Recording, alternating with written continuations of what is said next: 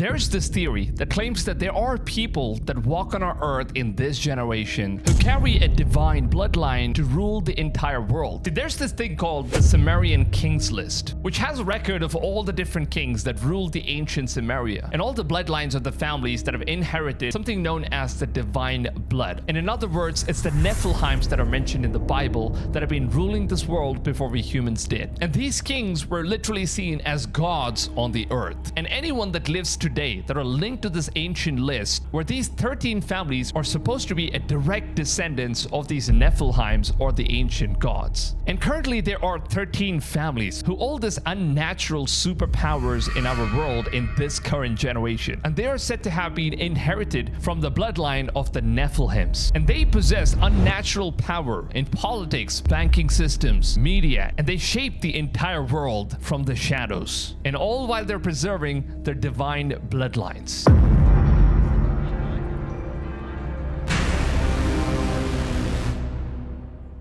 And it seems like this divine bloodline is being carried on by some divine beings in the ancient civilization named the Nephilims. Now, the Bible already states that Nephilims are known to be the giants that were created by the fallen angels who slept with human women, and they bore children who were half angels and half humans. So they apparently possessed many different kinds of supernatural intelligence about life and this planet Earth. And there's this book named Illuminati Bloodline, which was written by Fritz Springmeier. And inside this book, we have 13 families that seem to have carrying the divine bloodlines of the ancient civilization called the Nephilims. And according to the theory, some people say that they are the organization called the Illuminati, the ones that work in the shadows and control the entire world according to the agenda that they want humankind to follow. Let's go ahead and take a look at all the 13 families who, according to the theory, seem to be having the bloodline of those known as the Nephilims. Now, starting off with the first family known as the Rothschild. Now, they are one of the most wealthiest families out there who have a net worth of over $2 trillion, and they have been building their wealth in banking and investment throughout the entire Europe. Now, the Rothschild family is said to be controlling almost everything that goes on related to investments, money, banking, Wall Streets, and basically how you use your money could possibly be controlled by these big giants. Now, the second family are the Rockefellers,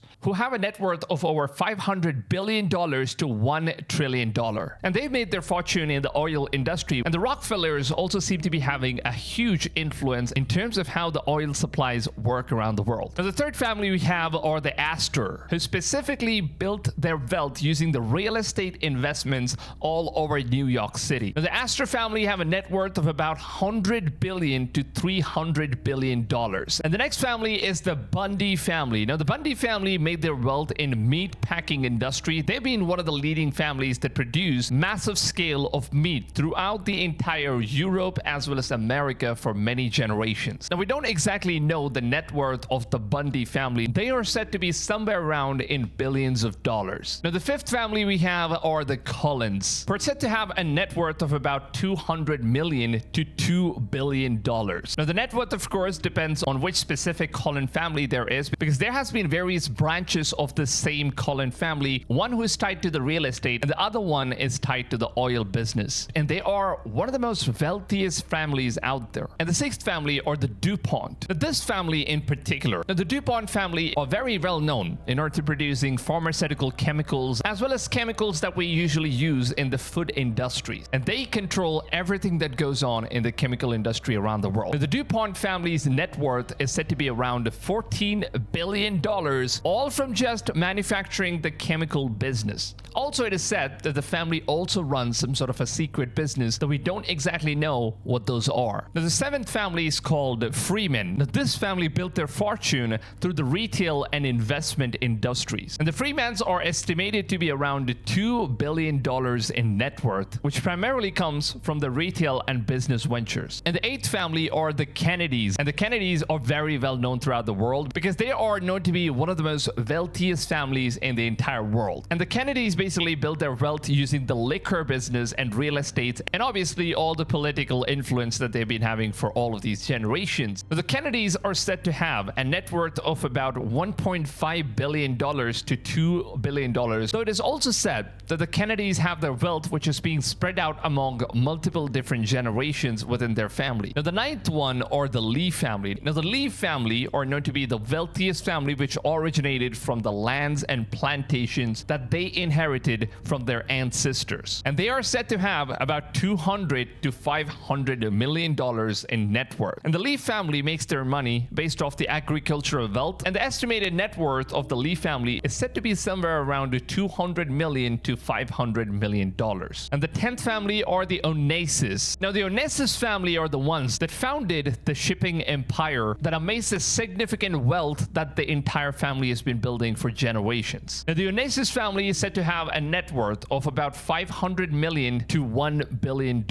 And the 11th family are the Reynolds, who are estimated to have $100 billion of net worth. Now the Reynolds family are very well known when it comes to their tobacco business, because they got all of their wealth built from the tobacco business by selling and manufacturing tobaccos that has been famous all across America, Europe, and the entire world. And the 12th family are the Russells. They are known to have an estimation of about $1 billion in net worth. Now the Russell family are known to control the railroads and shipping business throughout the world. Now the 13th family are the Van Dwins. Now they have an estimated net worth of about $1 billion, and this is a family that's been controlling banking and finance system throughout the entire world for many generations. Now amongst all the 13 families that we have seen so far, it seems like the Lee family are said to be one of the longest lasting families in our history, because some of the history says that the Lee family come all the way from the Tang dynasty, and some of the latest research also proves that the Lee family also existed during the Babylon period. And these families usually do this incest marriage because they think that they can preserve their bloodline by marrying their own brothers or sisters, because they believe that their bloodline might become impure if they marry another person from a completely different bloodline. And the reason why they do this is that these families are said to be believing that their family bloodline are supposed to be a descendant of some sort of a divine being that existed many generations ago. And the Bible also talks about this in Genesis chapter 6 verse 4, where in the Bible it mentions that before we humans existed, there were also these giant creatures that existed. And these are the words of the Bible, where it says that there were giants in the earth in those days, and also after that, when the sons of God came unto the daughters of men, and they bore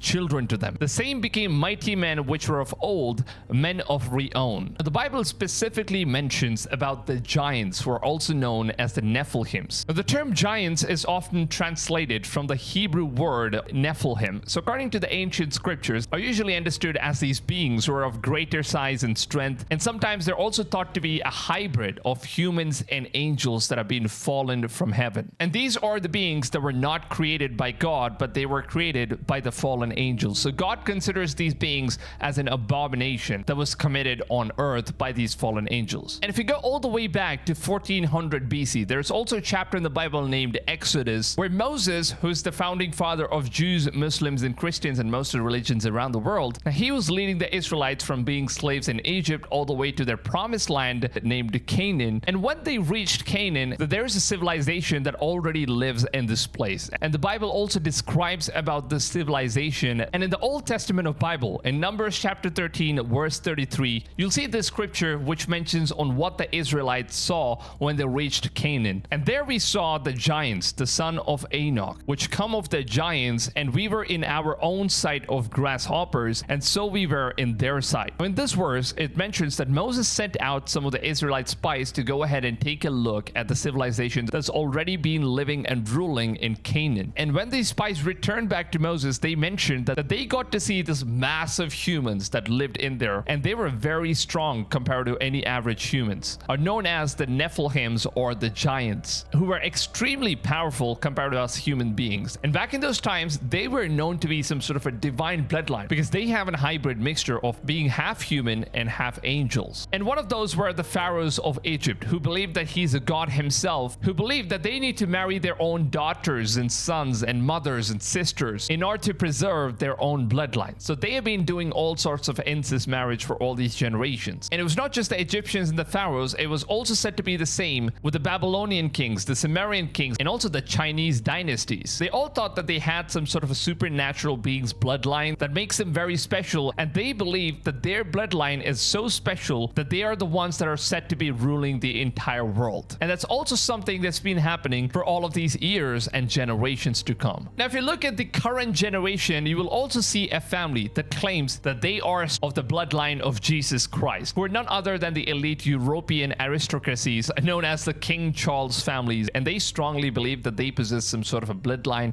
that's related to Jesus Christ himself, the all-time God, and they actually believe that this makes them very divine and special, and they're the ones that are born to rule the entire Europe. And if you actually take a look at all of these different elites that think that they are part of this elite bloodlines that are straight descendants of the Nephilims and giants, all of these elite families, I don't know for whatever reason, maybe it's just me, it seems like all of them look very different from an average human being. One is either they're extremely tall or their facial structures, it looks completely weird and different from any of us human beings. And one thing that all of these families have in common, that they are extremely intelligent. Some might even say that they are supernaturally intelligent in terms of knowing how to manipulate and control the entire world and dominate and govern using the money and power that they possess. Now, these elite families are also the ones that are known to have some sort of a supernatural wisdom, and they also carry out these satanic worships that is usually run between Hollywood and most of the famous leaders and people in power. They're always usually known to be rejecting God and worshiping Satan. Now, that of course doesn't mean that everybody in this family bloodline are going to be worshiping Satan. It's of course only exclusive, and those who currently possess extreme amount of wealth and power, and they've been ruling this entire underworld. Now, of course, these are all just conspiracy theories, and all of these theories are coming from the Fritz Springmeier's book. Now, there's also this crazy theory, and something that we usually do look at in our current generation. But as you know, United States is known to be one of the most powerful countries in the world, and they have one of the highest influence around the entire world in terms of social media, in terms of how business world works, in terms of how the dollar currency is known to be one of the main representative currencies, which is being used all over the world for trading. So it seems like most of these elite groups have been controlling somewhere around the United States. And you look at all the 33 presidents of the United States, the people who have been in power for all of these generations, all of them are part of these 13 elite families that we have just listed in this video. Because first off, if you take a look at the Clintons, who have already been in the power of presidents, they're said to be directly related to the Ford family, and the Ford family are related to the Bush family, and the Bush family is related to another elite family known as the Cheney, that they possess some sort of a divine bloodline. And guess who the Cheney family is related to? Well, that's none other than Barack Obama himself. But this theory is actually so freaking crazy because right now it seems like Donald Trump becoming a president kind of just broke this entire chain, and the world is moving in a completely different direction that they never wanted it to run this way. So it seems like future is definitely going to tell us on what crazy stuff is going to be happening. Maybe it's time that we will finally get to know who the Antichrist is in the coming days, because all the prophecies have been coming true, and I just can't wait to see what's going to happen in the future. Now, I would honestly love to know your thoughts down below in the comments. Take a few seconds, go ahead, leave your thoughts in the comments. I would love to read and reply to as many of you guys as I possibly can. If you guys want to stay updated with more content like these, make sure to go ahead and follow me on my Instagram as well as on my Twitter page. This is where I'm going to be keeping you guys mostly updated with content that I usually don't post on YouTube, because YouTube content, it takes a lot of time and efforts in order to make these long form videos. But then I also keep my followers updated with all these crazy things that happens in the world on my Instagram and Twitter. So make sure to go ahead, follow me there. Now, if you guys did go on and enjoy this video, and if you want to see more content like these, then please just take a few seconds of your valuable time and drop a like on this video. It really goes a long way for the channel, for the videos that I make. It helps my videos reach out to more people. So your support is absolutely appreciated.